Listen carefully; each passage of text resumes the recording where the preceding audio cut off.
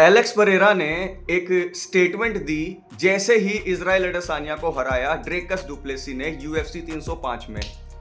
उनका कहना यह था कि मैंने कभी ये नहीं कहा कि मैं वापस 185 में नहीं आऊंगा। हाँ, मैं लाइट हैवीवेट डिवीजन में चैंपियन बन गया हूं, लेकिन मैं मिडल वेट डिवीजन में एक बार फिर से जो है आने वाला हूं, एक फाइट करने वाला हूं।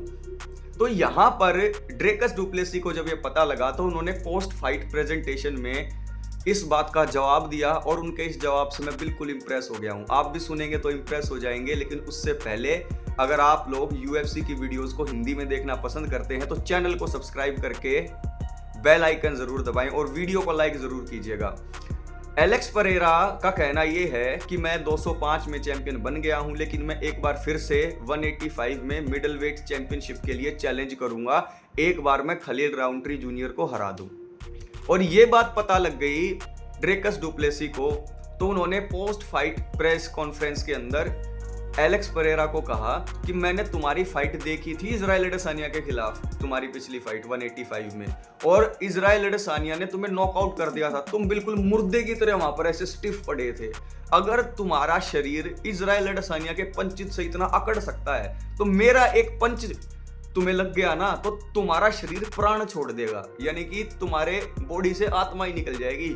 You can't take the punches of mind, क्योंकि पावर ही कुछ अलग तरीके की है मेरे पंचेस में। और एक चीज और कही उन्होंने, ड्रेकस डुप्लेसी ने कहा कि जब एडेसानिया से हारा परेरा तो उसने कहा था कि मुझे वेट कट बहुत ज्यादा करना पड़ गया। और जो फाइट फैंस थे जो परेरा को पसंद करते हैं, उनका कहना भी ये था कि वेट कट बहुत ज्यादा हो गया 185 में, इसलिए हार गया, वरना कोई चांस ही नहीं था। तो ड्रेकस डुप्लेसी ने कहा कि मैं ये एक्सक्यूज नहीं सुनना चाहता तुम्हारे मुंह से जब मैं तुम्हें हरा दूं उसके बाद कि मैंने तो वेट कट किया था, इसलिए मैं एक बार शॉन स्ट्रिकलैंड को हरा दूं और तुम खलील राउंट्री जूनियर को हरा दो। उसके बाद मैं 205 के अंदर मूव अप करके तुझे चैलेंज कर दूंगा, अगर तेरे अंदर इतनी खुजली हो रही है मेरे साथ फाइट करने के लिए। ना तुम्हारे पास कोई एक्सक्यूज रहेगा और ना तुम फिर ये बोल पाओगे कि भाई मैं तो वेट कट की वजह से हार गया। तो यहां पर दोनों ने ही आपस में एक दूसरे को टीज किया। एलेक्स परेरा ने कहा कि मैं 185 में दोबारा से आ जाऊंगा वेट कट करके।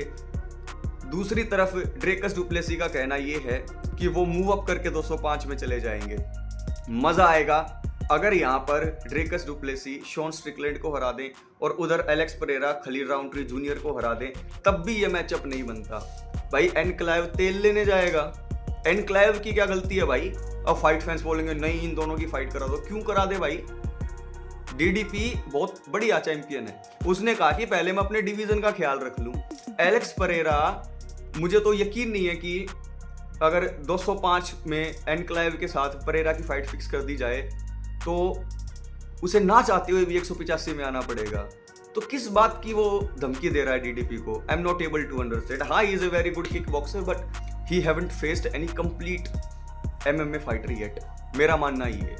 नीचे कमेंट बॉक्स में कमेंट करके बताइएगा इन दोनों चैंपियंस की अगर फाइट होती है 185 में तो कौन जीतेगा, 205 में होती है तो कौन जीतेगा? मेरे हिसाब से डीडीपी। उसके पीछे रीजन ये है कि इजराइल एडेसानिया को टेक डाउन करना, ग्राउंड पर होल्ड करना, और उसके बाद जो वो होता है, क्या कहते हैं, जो गार्ड होता है, टेक डाउन करने के बाद जो गार्ड होता है उसको पास करके सबमिट करना एडेसानिया को। कोई हंसी खेल नहीं है।